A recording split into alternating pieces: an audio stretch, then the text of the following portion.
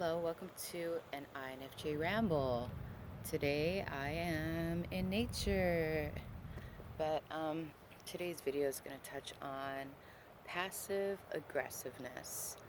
The reason I thought about this subject is because I was trying to understand how I communicate with other people. And I think you can relate. We don't like conflict, we don't like confrontation.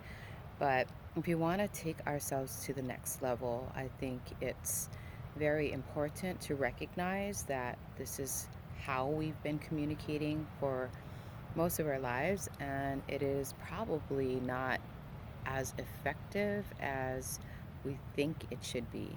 But first of all, I think you have to understand why. Why do people operate in this manner?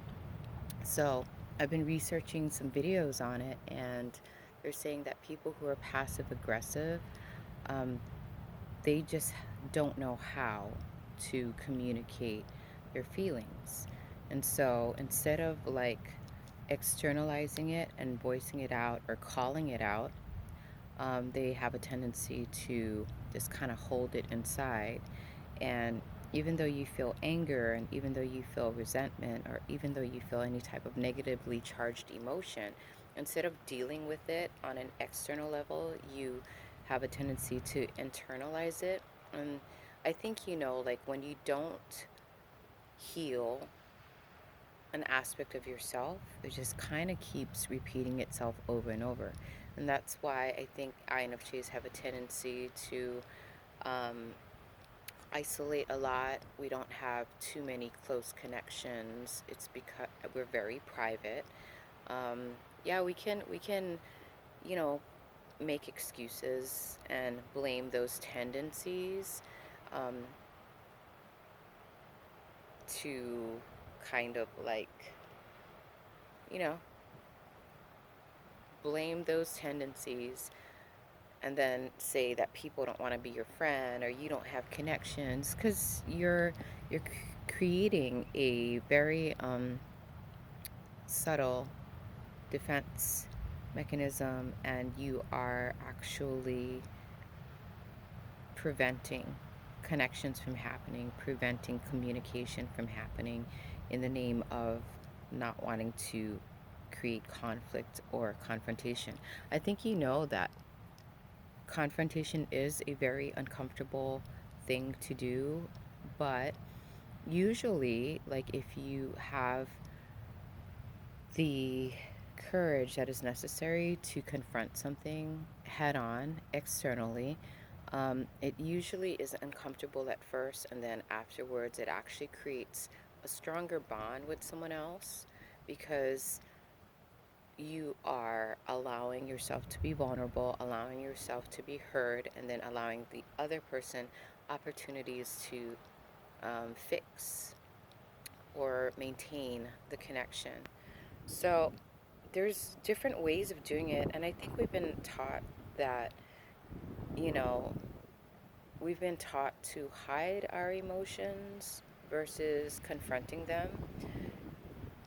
So I feel like anger and sadness are the predominant emotions that we've been taught to kind of retract from expressing, but it's very important to express them in and outlet them in a healthy manner, and the healthiest manner is to confront it head on. So if you can sense that someone is doing something that may not be in alignment with your value system, instead of retracting and being quiet, it's probably more beneficial for you to confront it head on.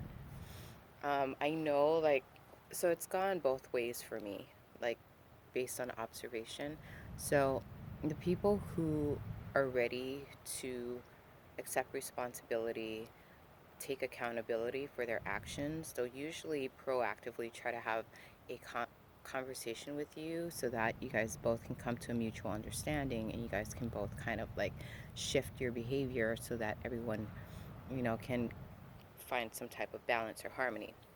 Now, if you're confronting people who are not willing to take responsibility or accountability. For instance, narcissists and psychopaths and sociopaths, um, through no fault of their own, they just don't know how.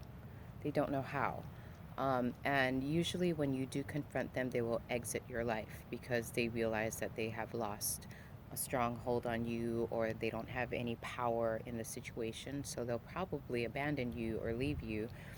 Um, and that's fine too. You know, you just have to recognize that when you step up into a place of power, and you meet someone else, they will either accept your challenge and rise with you, or they will exit your experience. And I feel like everything happens for a reason. So if they exit your experience, you're probably not meant to be in your life anymore, and it's probably um, a moment in your life where you're going to step forward, and then they're going to just kind of retract out of your experience. But it's important, I feel, to like recognize why why, it's been a recurring pattern in our lives, like why we can't maintain connections, why we can't find too many friends. It's because we are afraid. We are afraid of our emotions. We are afraid of expressing anger. We are afraid of expressing sadness. We are not being authentic to ourselves, and we are not being authentic to others, even though we want to say we are. Those are, I think, two blind spots that INFJs need to work on.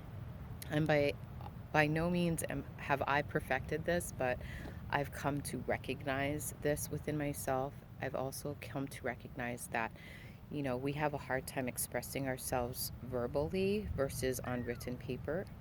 So, you just have to get better at communicating. And you don't have to come off as attacking. You can just kind of like approach someone and just say, I've noticed this behavior and what's going on, you know? But, anyways, that's my little recording for today. If you learned something cool, if you didn't, cool. Blessings to one and all. Amen.